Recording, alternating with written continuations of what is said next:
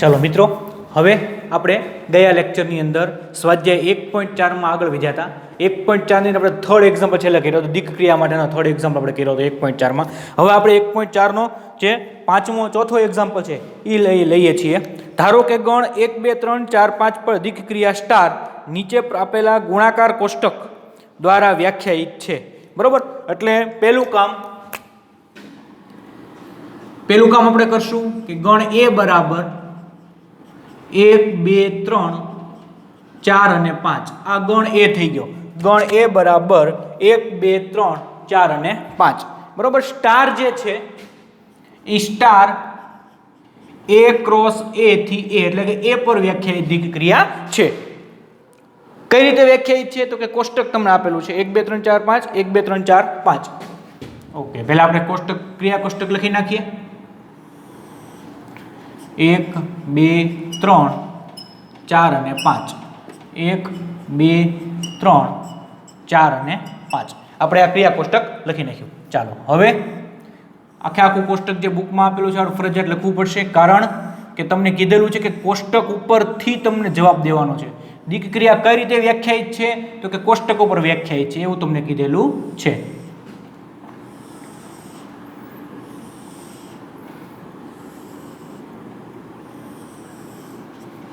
અહીંયા છે દીક ક્રિયા સ્ટાર. બરોબર, ચાલો હવે કોષ્ટકમાં એવું છે, એક પહેલા બધામાં 1 1 છે,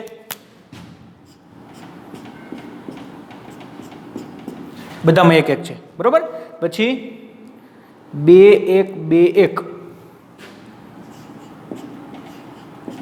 2 1, ત્યારબાદ 1 3 1 1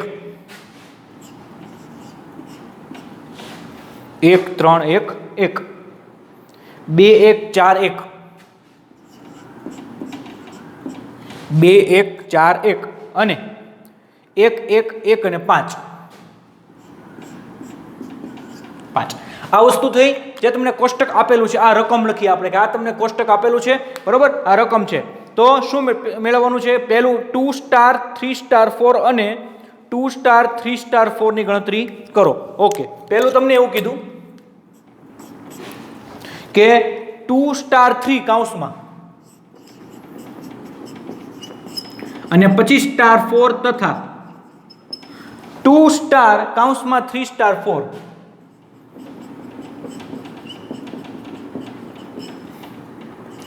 ની ગણતરી કરો. આવું તમને કીધું. બરોબર, ચાલો હવે આપણે ગણતરી કરીએ.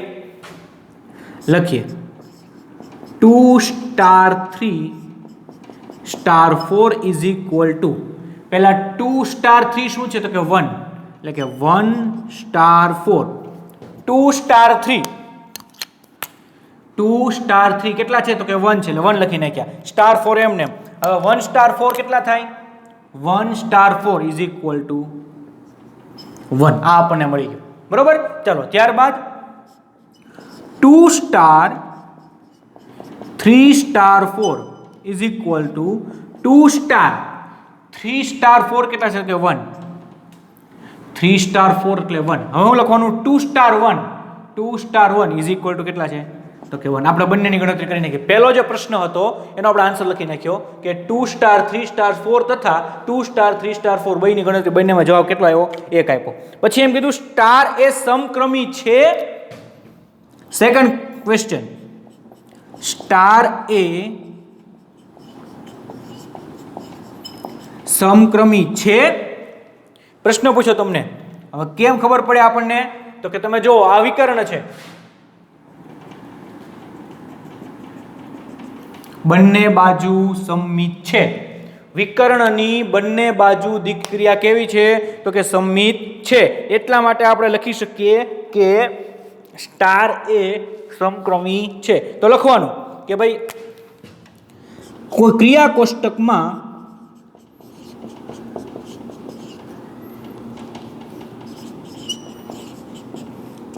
સ્ટાર એ વિકર્ણની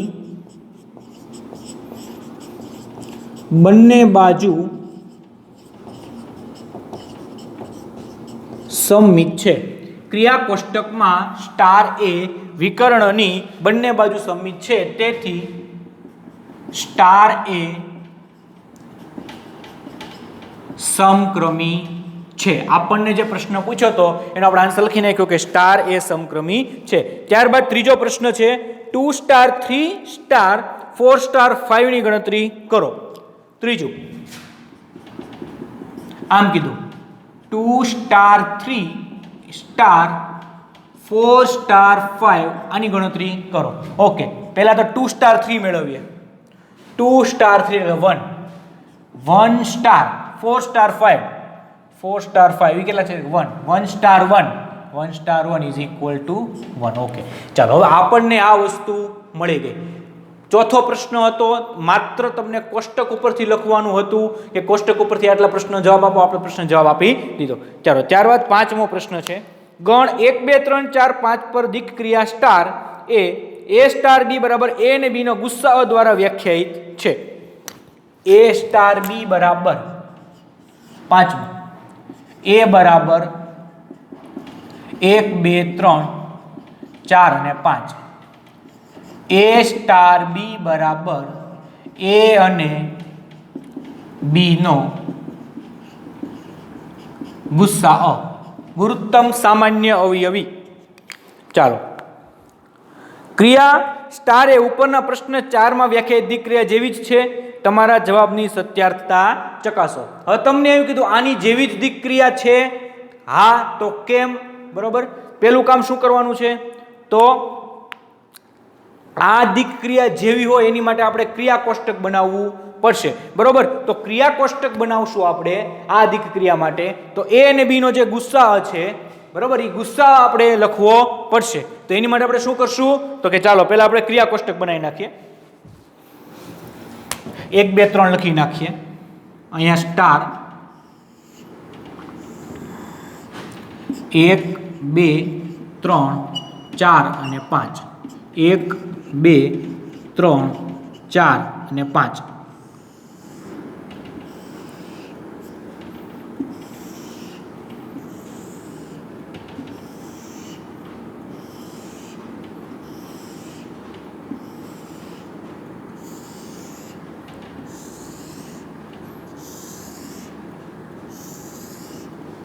ચાલો હવે આપણે લખીએ 1 અને 1 નો ગુસ્સા તો કે 1 1 અને 2 નો ગુસ્સા તો કે 1 1 અને 3 નો ગુસ્સા તો કે 1 1 અને 4 નો ગુસ્સા 1 અને 5 નો ગુસ્સા. આમાં બધામાં મોટામાં મોટો એક જ હોય.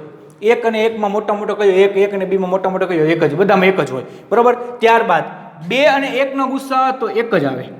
2 અને 2 નો ગુસ્સા તેમાં 2 આવશે કારણ કે 2 અને 2 માં ગુસ્સા કયો આવશે તો કે 2 આવશે.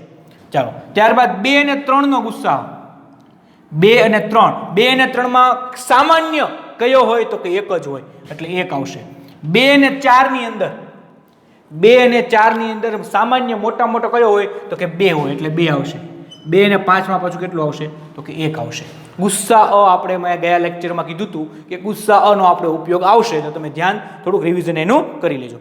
3 અને 1 નો ગુસ્સા તો કે 1 3 અને 2 નો ગુસ્સા તો કે 1 3 અને 3 નો ગુસ્સા તો કે 3 3 અને 4 નો ગુસ્સા તો કે 1 અને 3 અને 5 નો ગુસ્સા તો કે 1 એક જ આવે. બરોબર, ત્યારબાદ 4 અને 1 નો ગુસ્સા તો કે 1 4 અને 2 નો ગુસ્સા 4 અને 2 નો ગુસ્સા કેટલા આવશે 2 આવશે.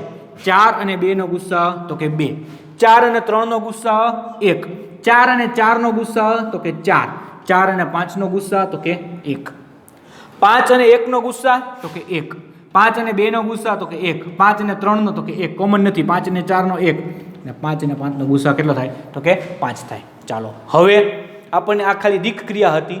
દીક ક્રિયા ઉપરથી આપણે કોષ્ટક બનાવી નાખ્યું. બરોબર, ગુસ્સાઓનું કોષ્ટક બનાવ્યું. તો હવે શું કહે છે કે ભાઈ ઉપરની ક્રિયા આ જે ક્રિયા છે એ પ્રશ્ન 4 માં વ્યાખ્યાયિત દીક ક્રિયા જેવી જ છે તો કે હા લખી શકાય. પ્રશ્ન 4 ની દીક ક્રિયા જેવી જ છે. તમને એમ કહ્યું તમારા જવાબની સત્યાર્થતા ચકાસો. કાંઈ નહીં, સિમ્પલ લખી નાખવાનું તો કે બંનેના ક્રિયા કોષ્ટક સમાન છે. બંનેના ક્રિયા કોષ્ટક કેવા છે? સમાન છે. એટલે કે આ જે દિક ક્રિયા છે એ ચોથા પ્રશ્નમાં આપેલ દિક ક્રિયા જેવી જ દિક ક્રિયા છે. ચાલો, ત્યારબાદ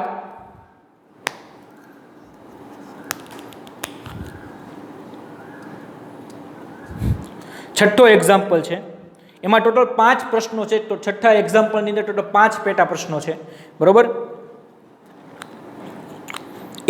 n પર a સ્ટાર b બરાબર a અને b નો લસાઅ દ્વારા વ્યાખ્યાયિત દિક ક્રિયા આપેલ છે.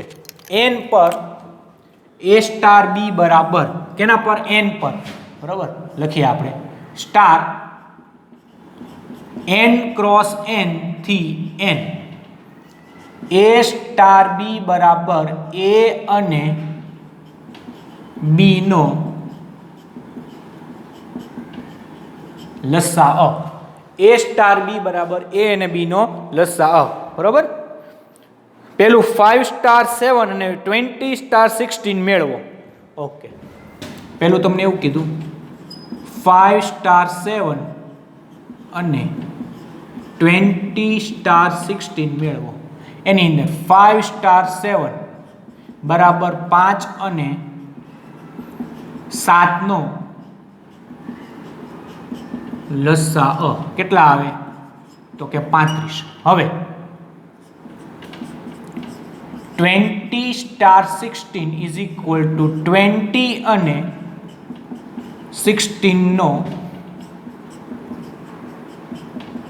લસાઅ એ આપણે મેળવીએ 20 16. સામાન્ય આપણે વ્યવસ્થિત રીતે મેળવી જ નાખવાનું. પહેલાં 2 જ ભાગાલ છે. 10 દુ 20, 8 દુ 16, 5 દુ 10, 4 દુ 8, 2 5 એમને 2 દુ 4.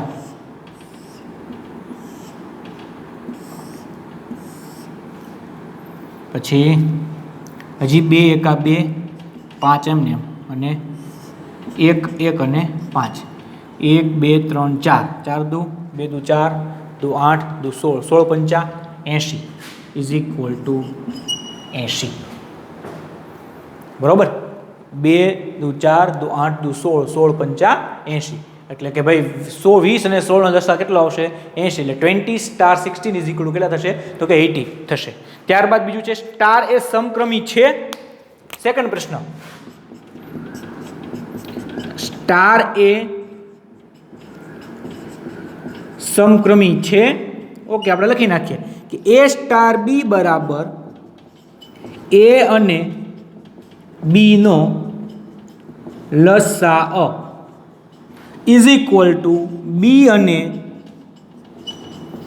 a નો લસાઅ બે સરખું જ થઈ is equal to b star a. તેથી for every ab belongs to n માટે a star b is equal to b star a. તેથી સ્ટાર a સમક્રમી છે. ત્યાં વાત પૂરી થઈ ગઈ. સ્ટાર એ સમક્રમી છે. ત્યારબાદ થર્ડ ક્વેશ્ચન છે સ્ટાર જૂથના નિયમનું પાલન કરે છે. ત્રીજો પ્રશ્ન છે સ્ટાર જૂથના નિયમનું પાલન કરે છે. ઓકે, લખીએ આપણે for every a b c belongs to n માટે a star b star c is equal to a star b અને c નો લસાઅ is equal to a b અને c નો લસાઅ તથા a star b star c is equal to a અને b નો લસાઅ star c is equal to a b અને c નો લસાઅ. તેથી સ્ટાર એ જૂથના નિયમનું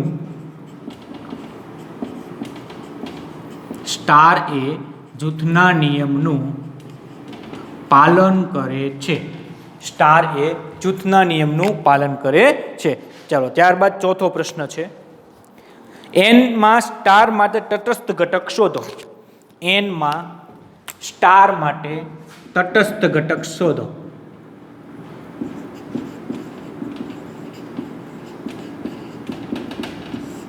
ઓકે, ધારો કે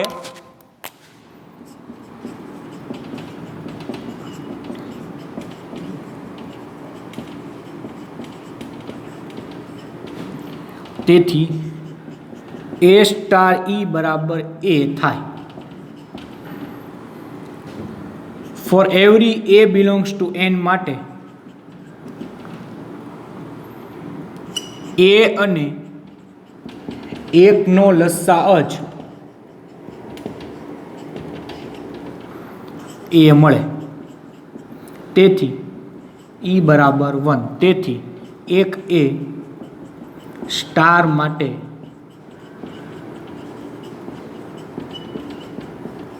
તટસ્થ ઘટક છે. ઓકે, ચાલો ત્યારબાદ વ્યસ્ત ઘટક કીધું છે કે દીક ક્રિયા માટે n ના કયા ઘટકો વ્યસ્ત સંપન્ન છે. n ના કયા ઘટકો વ્યસ્ત સંપન્ન છે. કયા ઘટકો વ્યસ્ત સંપન્ન છે. આ બહુ સરળ, બહુ સમજવા જેવો પ્રશ્ન આવ્યો. વ્યસ્ત સંપન્ન એટલે શું? તો કે ભાઈ એના વ્યસ્તનું અસ્તિત્વ હોવું જોઈએ. બરોબર, વ્યસ્ત સંપન્ન એટલે બીજું કાંઈ નહીં, એના વ્યસ્તનું અસ્તિત્વ હોવું જોઈએ. ચાલો હવે તમે એક લ્યો ખાલી, તો એક માટે મને એનો વ્યસ્ત એક મળે જે મને n માં મળે. બરોબર, વ્યસ્ત ઘટક. બરોબર, કે એવો ઘટક લઈએ આપણે કે જેનો તમને જવાબ કેટલો મળે, એક મળવો જોઈએ. હવે આ તટસ્થ ઘટક એક મળ્યો. બરોબર, હવે સમજીએ આપણે કે ભાઈ અહીંયા તટસ્થ ઘટક એક એટલે શું થવું જોઈએ? તો કે A સ્ટાર A ઇન્વર્સ બરાબર શું થવું જોઈએ? તો કે 1 થવું જોઈએ. હવે હું ધારો કે A બરાબર 5 લઉં તો 5 સ્ટાર 5 નો લસા કોની હારે લઉં તો મને 1 મળે. 5 નો લસા કોની હારે લઉં તો મને 1 મળે. મળે એવું? તો કે ન મળે. 5 નો લસા ગમે ત્યારે તમને 1 મળવાનો નથી. તો એક જ એવો ઘટક મળે, 1 નો તમે વ્યસ્ત લ્યો, 1 ની સાથે કરો, તમને લસા એનો 1 મળે. બાકી 5 ની હારે હું 1 નો લસા લઉં તો મને 5 જ મળે, બેનો ગુણાકાર જ થાય. બરોબર, એટલે n ના કયા ઘટકો વ્યસ્ત સંપન્ન છે? તો કે n નો માત્ર એક જ ઘટક 1 બિલોંગ્સ ટુ n એ જ વ્યસ્ત સંપન્ન છે. માત્ર એક જ એવો છે કે જેને તમે 1 ની સાથે 1 નો લસા લ્યો તો આમાં તમને 1 મળે. બરોબર, અહીંયા 1 મળે છે તો તમને જવાબમાં 1 મળે છે. બાકી તમે 2 લ્યો તો 2 સ્ટાર 1, 2 અને 1 નો લસા કેટલો આવે? તો કે 2 આવે. 3 સ્ટાર 1, 3 અને 1 નો લસા કેટલો આવે? તો કે 3 આવે. એક સિવાય એક કે એવા ઘટક મળતા નથી કે તમે એનો લસા લ્યો અને તમને જવાબ કેવો મળે? 1 મળે. બરોબર, એટલા માટે n નો એક જ ઘટક 1 કે જે વ્યસ્ત સંપન્ન છે, બાકીના એક પણ ઘટક છે એ વ્યસ્ત સંપન્ન ઘટક છે નહીં. એટલે ખાસ યાદ રાખો, આપણે અત્યારે ચોથું, પાંચમું અને 6 3 એક્ઝામ્પલ કર્યા, 4, 5 અને 6. બરોબર, હવે નેક્સ્ટ લેક્ચરમાં 7 એક્ઝામ્પલથી સ્ટાર્ટ કરીશું. બરોબર, આની જેવા જ છે, પણ ખાસ એક્ઝામ્પલ વ્યવસ્થિત સમજજો. બરોબર, કોઈ પણ પ્રકારની ડાઉટ કે ડિફિકલ્ટી હોય તો પૂછી લેજો. બરોબર, પણ હવે જે આ દીક ક્રિયાના એક્ઝામ્પલ છે, હવે આપણે તટસ્થ ઘટક ને વ્યસ્ત ઘટક પણ મેળવવાના આવશે. બરોબર, તો એ એક્ઝામ્પલ વ્યવસ્થિત તમે કરજો. અને કાંઈ પણ અટવાવ તો પાછી થિયરી જોઈ લેવાની કે તટસ્થ ઘટકમાં વ્યસ્ત ઘટકમાં કઈ રીતે આવે છે, તો એકવાર થિયરી પાછી જોઈ લેવાની. બરોબર, પણ ખાસ ધ્યાન રાખો, બહુ મહત્વનું છે. અને હજી ફરીવાર રિપીટ કરું છું તમને કે આ વસ્તુ જે કાંઈ ચાલે છે એ વસ્તુ સ્કૂલ શરૂ થાય ત્યારે રિપીટ થવાની નથી. બરોબર, અત્યારે જે ચેપ્ટર ચાલે છે એ ચેપ્ટર આપણે પૂર્ણ જ ગણાશે. એટલે કાંઈ પણ પ્રકારની કાંઈ ડિફિકલ્ટી હોય, કાંઈ પ્રોબ્લેમ હોય તો કહી દેવું. બરોબર, ખોટું શરમમાં ન રહેવું કે આ સાહેબ જ્યારે સ્કૂલ શરૂ થશે ત્યારે સાહેબ ભણાવશે ત્યારે સાહેબને પૂછી લેશું. બરોબર, આ વસ્તુ જેટલું જે આખું ચેપ્ટર છે, જે કાંઈ ચાલશે એ કોઈ પણ વસ્તુ રિપીટ થવાની નથી. બરાબર, એ વસ્તુ મનમાં રાખીને તૈયારી કરજો અને વ્યવસ્થિત તૈયારી કરજો. બરાબર, ચાલો હવે તમારે હોમવર્ક કરવા માટે સ્ક્રીનશોટ પાડી લો. હું થોડોક આગળ વયો જાઉં, તમે સ્ક્રીનશોટ પાડી લો. બરાબર.